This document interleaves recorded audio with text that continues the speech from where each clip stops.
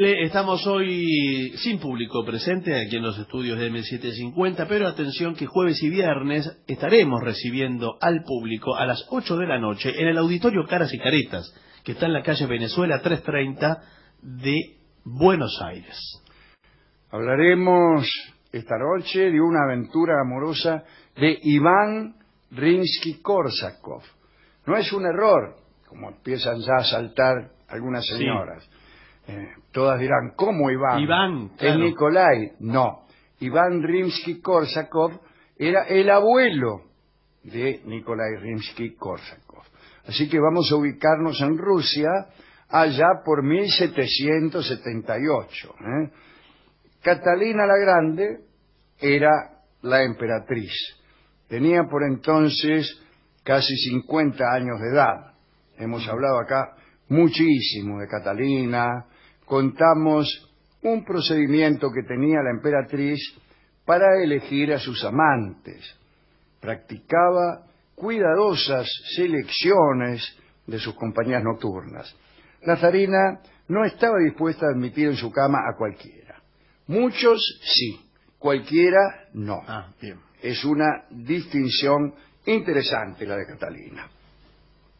Antes de que un hombre llegara a ella, lo hacía examinar en todos sus pormenores morales, físicos, intelectuales, etc.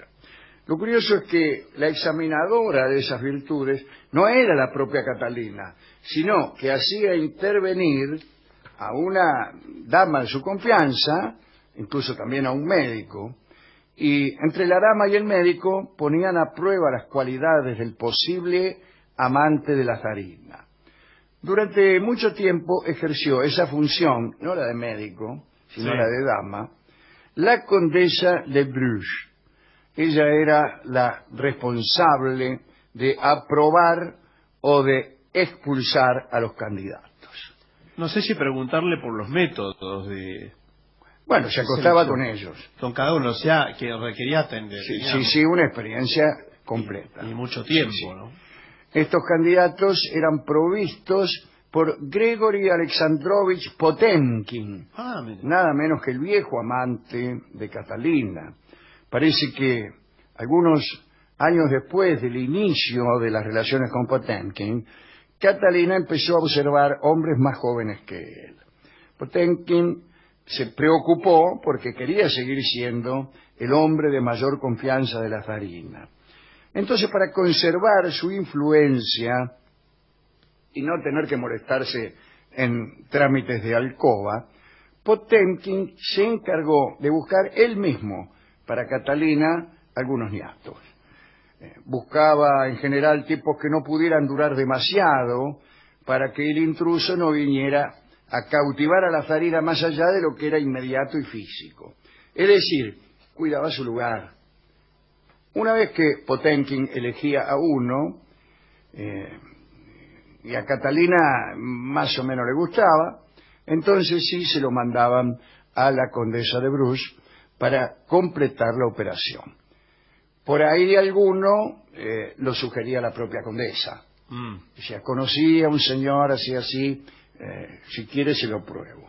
Sí. Bien.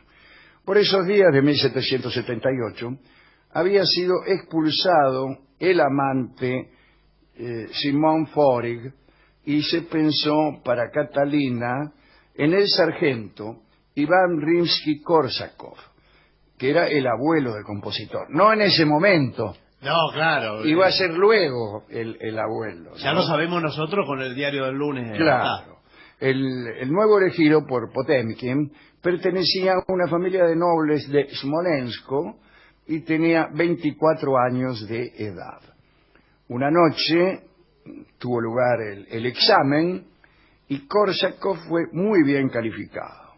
Dicen que quizá fue el de mayor calificación de todos los que probó la condesa de Bruges. Parece que la condesa, maravillada, le dijo a la zarina que no podía perderse semejante posibilidad amorosa. Claro, no seas tonta, le dijo. Catalina comprobó maravillada lo que se decía acerca del seleccionado. de seleccionado nacional no. No. Del elegido. Sí. Parece que, además de ser un buen amante, era un estupendo cantor. ¡Qué bueno! Entre canción y canción, te amaba el tipo. Está bien, no todo junto. No.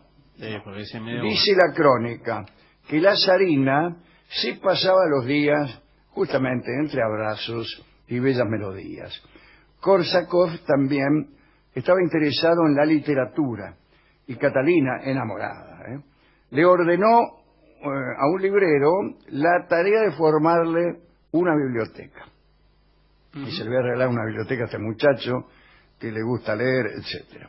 Y este librero anotó una respuesta del muchacho que después vino a pesar en su contra.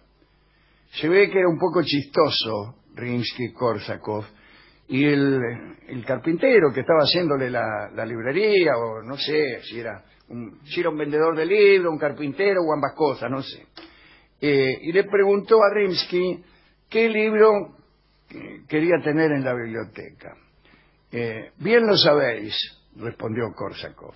Volúmenes gruesos abajo y pequeños arriba, como la emperatriz.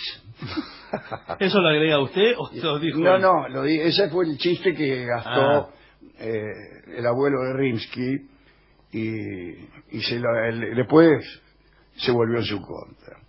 Los embajadores decían que Korsakov era el colmo de la fatuidad. Se explica en la crónica que seguramente la agraviante estupidez de este joven fue lo que incitó a Potemkin a llevarlo a los brazos de Catalina.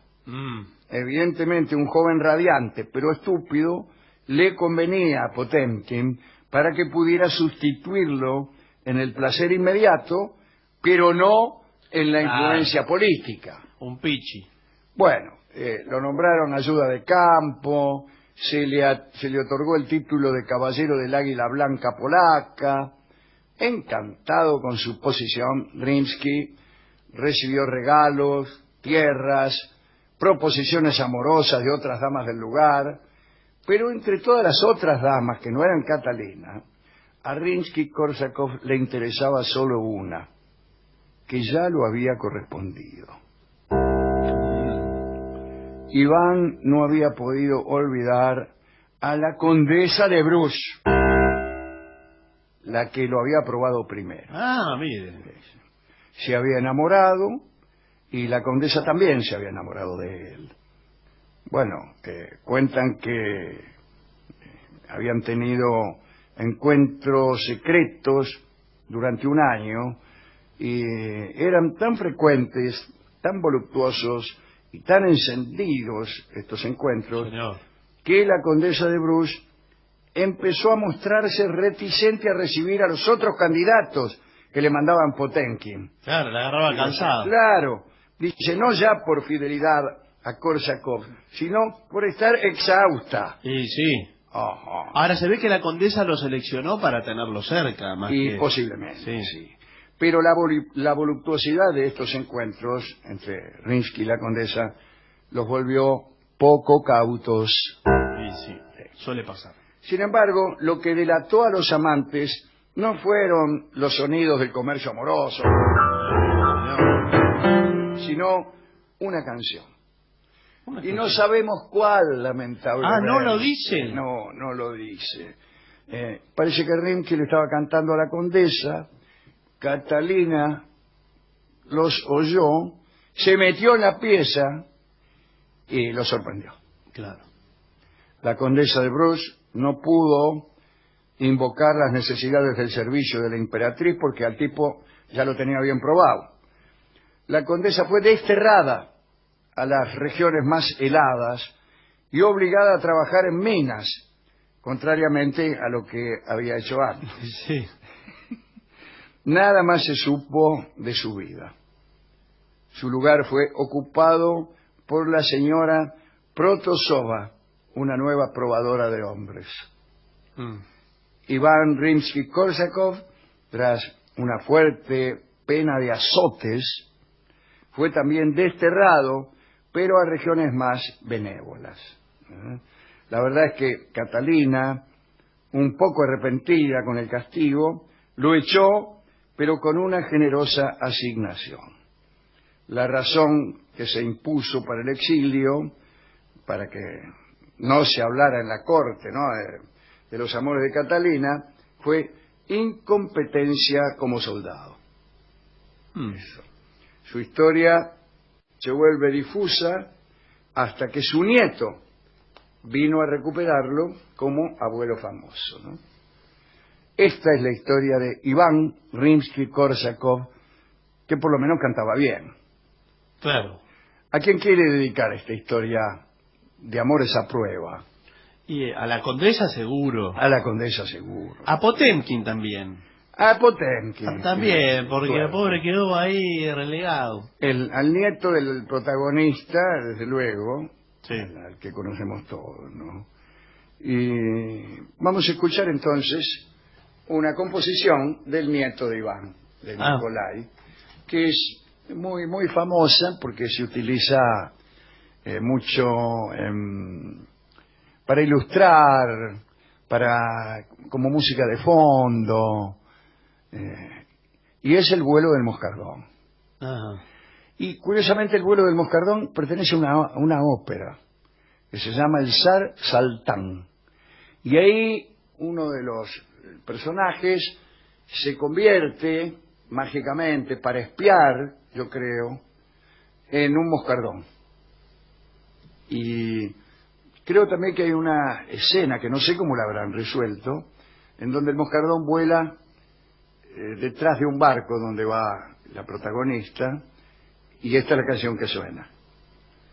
No sé quién habrá hecho el papel de moscardón. Claro, porque hoy se resolvería de otra manera en la ópera contemporánea, pero en aquel momento no sé. No sé, pero bueno, se diría, todos mirarían a un lugar X, a un invisible moscardón. Claro, ¿no? Así que, desde una baranda de un barco sí. y algo así. Bueno, señores, vamos a escuchar entonces El vuelo del moscardón. Adelante.